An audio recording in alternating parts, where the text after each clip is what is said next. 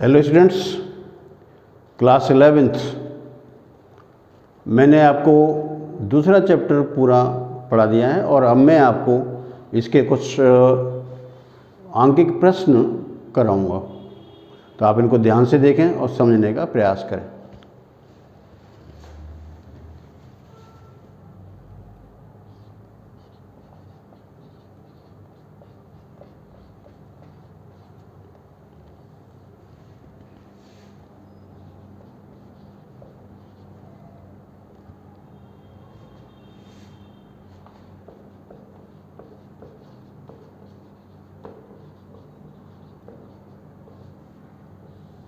आंकिक प्रश्न, तो इसके अधिकतर आंकिक प्रश्न जितने भी हैं वो सब विमीय विधि पर आधारित हैं। तो मैं आपको इसमें पहले ले रहा हूं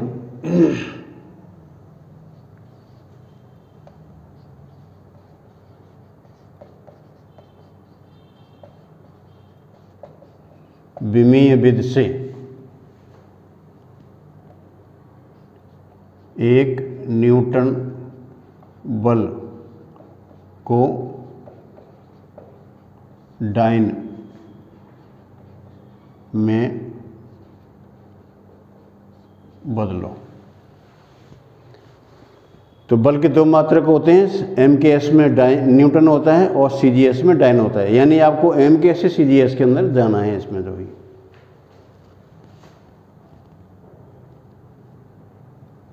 तो सबसे पहले इसका बल का विमीय सूत्र, बल का विमीय सूत्र ये होता है आपका m1 L1 और T-2। अब इसमें जो सूत्र होता है जो इसमें हम अप्लाई करते हैं वो है आपका n2 equal to m1 upon m2 घातांक a, L1 अपॉन L2 घातांक b into T1 upon T2 घातांक c। तो इसमें क्या है कि ए बी सी के मान आपको यहाँ से पता चलेंगे। द्रव्यमान के लिए यहाँ पर देखें तो ए का मान 1 है, लंबाई में बी का मान 1 है और टाइम में सी का मान -2 है। तो इसमें तो हम n1 का मान 1 न्यूटन के बराबर है इसके अंदर। तो ये m1 L1 T1 ये सब MKS में होंगे और m2 L2 T2 ये सब CGS के अंदर होंगे। तो आपको क्या लिखना है, ये तो आपका हो गया 1 और ये हो जाएगा आपका किलोग्राम अपॉन ग्राम। इसकी मान 1 m से यहाँ पर कंपैरिजन करेंगे। L1 में ये हो जाएगा आपका मीटर और ये सेंटीमीटर, इसका भी मान 1 और यहाँ पर ये टाइम के लिए है तो सेकंड होता है जो इसमें सेकंड, इसका मान -2। तो ए बी सी के मान ये ए बी और सी। अब 1 और 1 किलोग्राम के अंदर 1000 ग्राम होते हैं इंटू 1 मीटर के अंदर 100 सेंटीमीटर और इसका मान 1 के बराबर आएगा। तो ये इक्वल टू 1 इंटू 1000 इंटू 100, तो ये होगी 5 0, तो 10 की पावर 5। तो यानी कि 1 न्यूटन इक्वल टू 10 की पावर 5 डाइन, ये इसका आंसर है। तो ध्यान रखना है, या किलोग्राम में 1000 ग्राम होते हैं, 1 मीटर में 100 सेंटीमीटर होते हैं, सेकंड का इसमें करने पर इसका मान 1 के बराबर होता है। तो भैया जितने जीरो होते हैं उतनी 10 की घातांक हो जाती है, तो 1 न्यूटन का मान 10 की पावर 5 डाइन के बराबर होता है। दूसरा,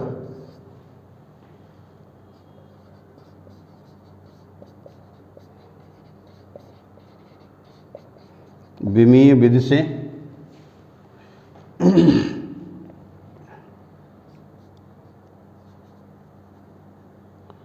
एक जूल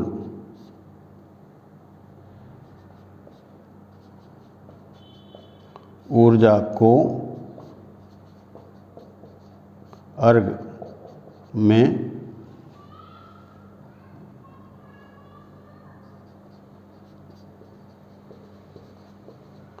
परिवर्तित करो। तो यानी जूल यहाँ पर एमकेएस में और अर्ग सीजीएस के अंदर है, तो फिर यही फॉर्मूला अप्लाई कर देंगे। जूल यहाँ पर ऊर्जा के लिए है, तो ऊर्जा का जो विमीय सूत्र होता है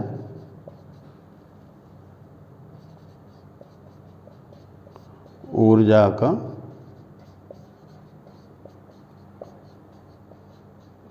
विमीय सूत्र ये होता है आपका m1L2 और T-2। अब हम फिर इसमें इसी फॉर्मूले को अप्लाई कर देंगे। इस सूत्र जो है N2 equal to N1 M1 upon M2 A L1 upon L2 B और T1 अपॉन T2 C -2।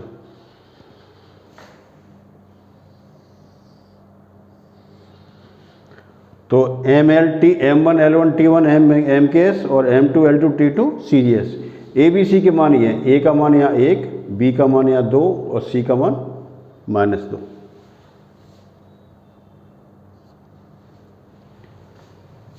तो N2 इक्वल टू N1 का मान है यहाँ पर 1 किलोग्राम अपॉन ग्राम घातांक 1 मीटर अपॉन सेंटीमीटर घातांक 2 और ये आपका सेकंड है, इसमें घातांक -2। तो इसका मान हो जाएगा 1, इसमें 1000 इंटू ये 100 का स्क्वायर इंटू 1, इसका मान 1। तो ये 1000 इंटू 100 का 2 बार गुणा करें तो ये कुल 7 जीरो हो गए, 3 2 5 और 2 7, तो 10 की घात 7 इतने अर्घ। तो यानी कि 1 जूल इक्वल 10 की पावर 7 अर्घ के बराबर होता है। तो एक कन्वर्जन है दी गई वैल्यू को एक सिस्टम से दूसरे सिस्टम में बदलने का जो है।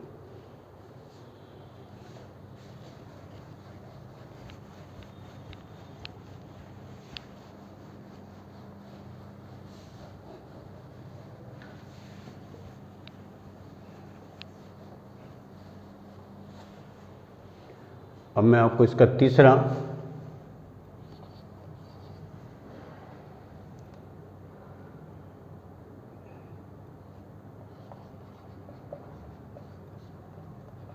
ध्वनि का वेग v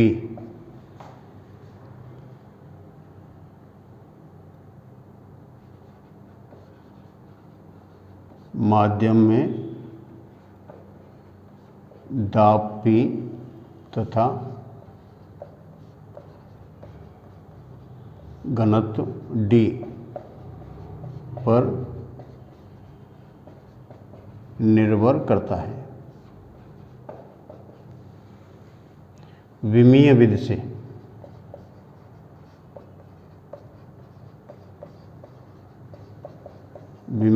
से वेग का सूत्र स्थापित करो। ठीक है, तो यानी कि ध्वनि का वेग v है वो p और d पर डिपेंड करता है। दो राशि है p और d, तो इसकी घातांक हम a और b मान लेंगे भाई।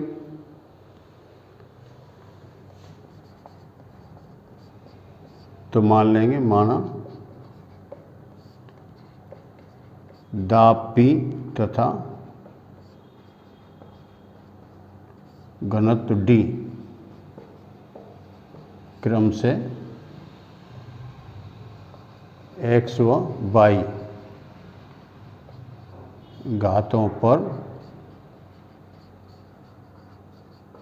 निर्भर करती हैं। इसका मतलब क्या हो गया कि वेग v समानुपाती p पर घातांक x और d पर घातांक y। So v is equal to k p पर घातांक x इन d पर घातांक y। इसको हम यहाँ नंबर 1 लिख लेंगे। k यहाँ पर एक नियतांक है, जहाँ k इक्वल टू नियतांक। अब इसमें x और y के मान ज्ञात करने के लिए आपको दोनों ओर के विमीय सूत्र लिखने होंगे।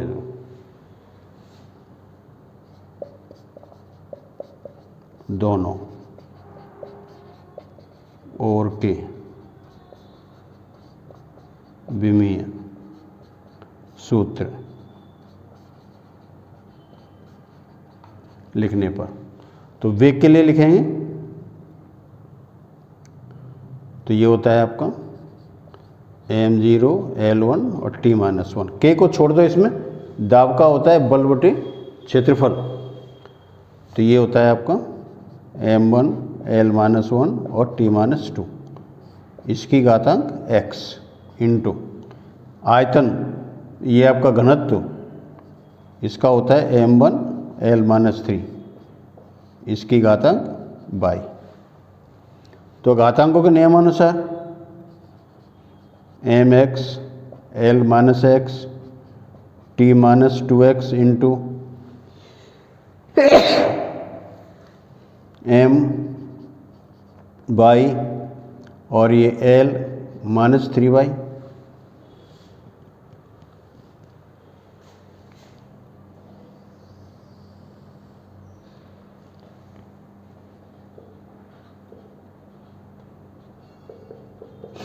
अब इसमें m से m को मिलाओ तो m की घातांक हो जाएंगी x plus y into l की घातांक हो जाएंगी -x और -3y।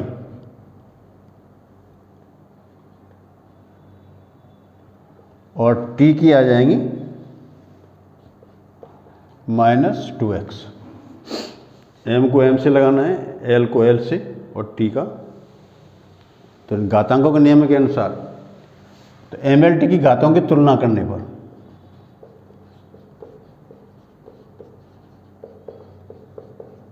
घातों की तुलना करने पर क्या मिल जाए, m का m से करें, l का l से और t का t से, तो ये हो गया x plus y equal to 0, फिर -x -3y ये इक्वल टू 1 और -2x इक्वल टू -1। तो यहाँ पर इस राशि से सीधे ही देखते पता चल रहा है कि x का मान इसमें 1/2 आ जाएगा। अब इसमें x का मान 1/2 है, तो इसका मान चाहे तो हम यहाँ रख दें चाहे यहाँ रख दें, इसमें y का मान आ जाएगा। तो अगर हम इससे देखें तो 1/2 प्लस y इक्वल टू 0, तो y इक्वल टू -1/2। तो ये x और y के मान आ गए। अब इस x और y के मान हम यहाँ रख देंगे समीकरण 1 में।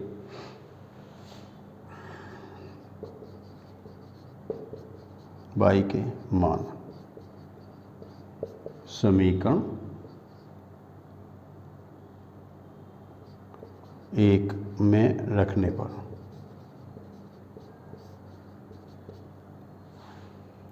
तो ये हो जाएगा आपका v इक्वल टू k और p पर घातांक y का मान 1/2, x का मान इंटू d का मान 1/2 विधेय माइनस साइन, तो ये इक्वल टू k p पर घात 1/2 अपॉन d पर घात 1/2। इसे नीचे ले जाएंगे तो प्लस की हो जाएंगे जो वही, तो इसी को हम लिख देंगे यहाँ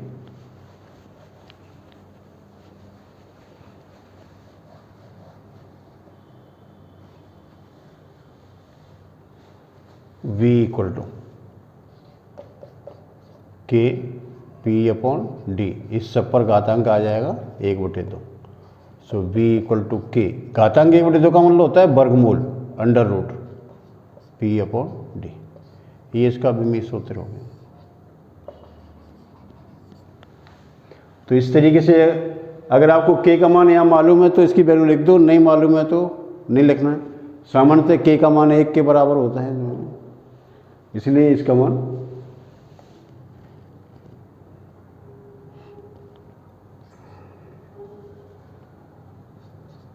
के इक्वल टू 1 रखने पर v equal to square root p upon d. तो ये वायु में ध्वनि का वेग का फॉर्मूला है। तो ये मैंने आपको बताया कि ये जो समीकरण होते हैं इस तरीके से आपको घातांकों में आपको दे रखे हों तो आपको विमीय विधि का उपयोग करते हुए इसका काम में ले सकते हैं। अब मैं एक आपकी उत्तर पुस्तिका का एक क्वेश्चन है, उसके अंदर मैं आपको उसको बता रहा हूँ। तो ये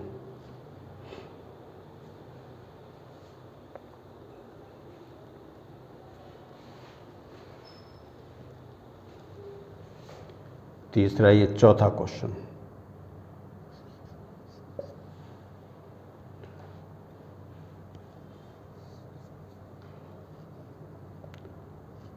ऊष्मा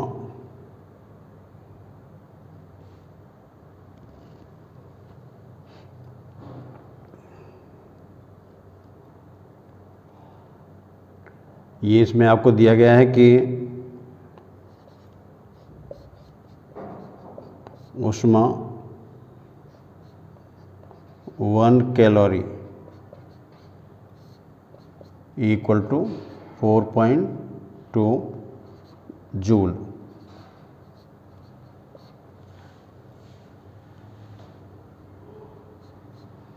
तो ये है आपका 4.2 किलोग्राम मीटर स्क्वायर और सेकंड माइनस 2, ये आपको दिया हुआ है। तो इसमें यह है कि यदि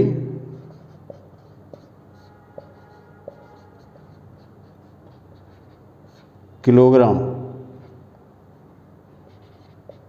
को अल्फा केजी,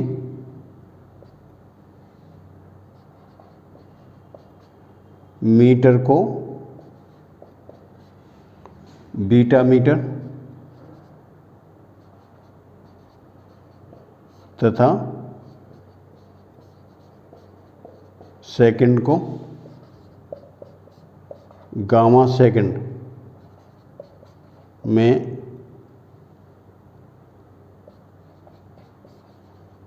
लिखा जाए तो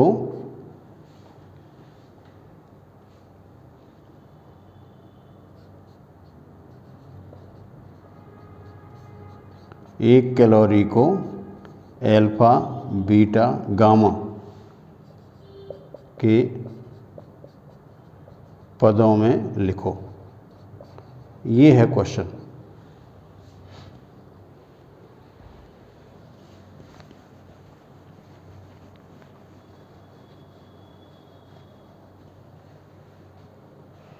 तो इसको सॉल्यूशन कैसे करेंगे?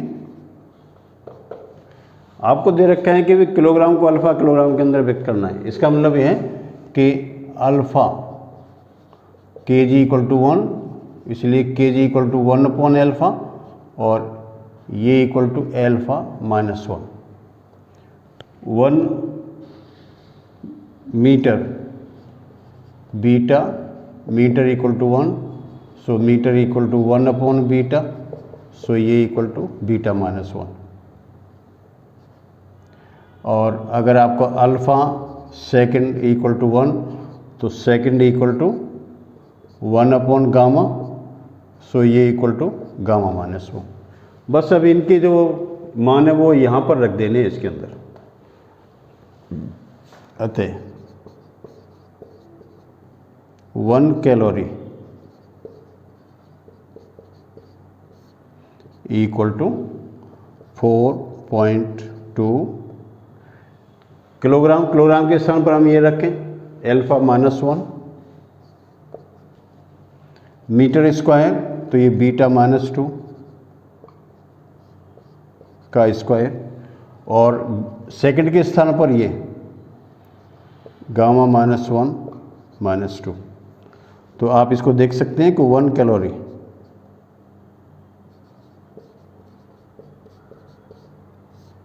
इक्वल टू 4.2 अल्फा -1 बीटा -2 और गामा 2, इस तरीके से व्यक्त करेंगे। ये इसका आंसर है।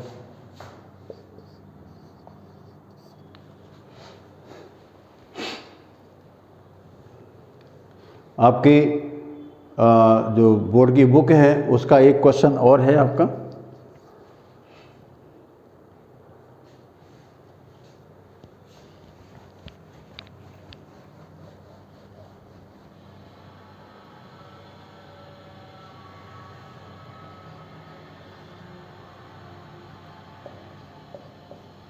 यदि P equal to AQ/B² upon square root of CD तथा ABCD में त्रुटियां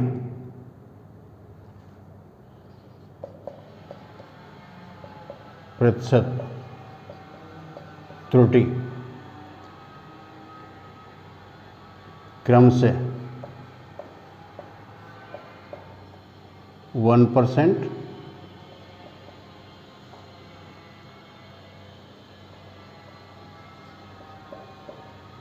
3%, 4%, 2% हो तो P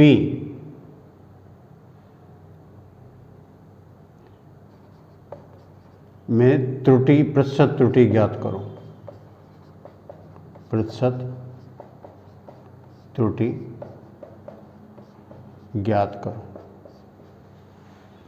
तो हम इसमें क्या करें, जैसा मैंने आपको बताया था कि अगर घातांक के रूप में दे रखा हो तो इसको कैसे लिखना है, delta P upon P equal to 3 delta A upon A into plus 2 delta B upon B plus यहाँ पर स्क्वायर रूट लिखा हुआ है तो इसका मतलब होता है 1/2 delta C upon C plus delta D upon D। ये प्रतिशत के अंदर आपको सब यहाँ पर दे रखे हैं भाई।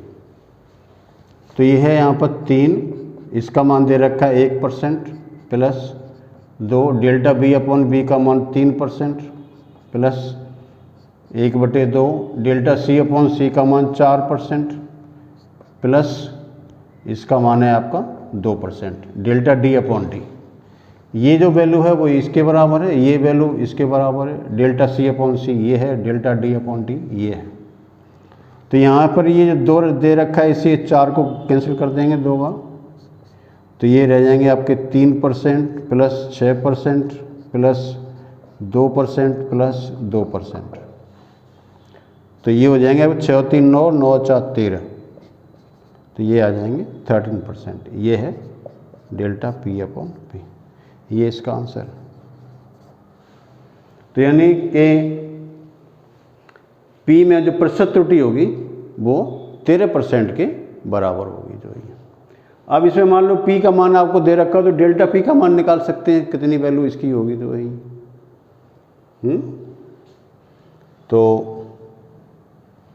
इस तरीके से आपको कोई भी इस तरीके का सूत्र दे रखा हो तो आप उसमें आसानी से त्रुटि की गणना कर सकते हैं। तो आप इन सभी क्वेश्चनों को अच्छी तरीके से पढ़ें ध्यान से और इनको नोट करें और पूरा वीडियो देखें जिससे कि आपको इसका ज्ञान हो सके। वीडियो को लाइक करें, शेयर करें, सब्सक्राइब करें। Thank you.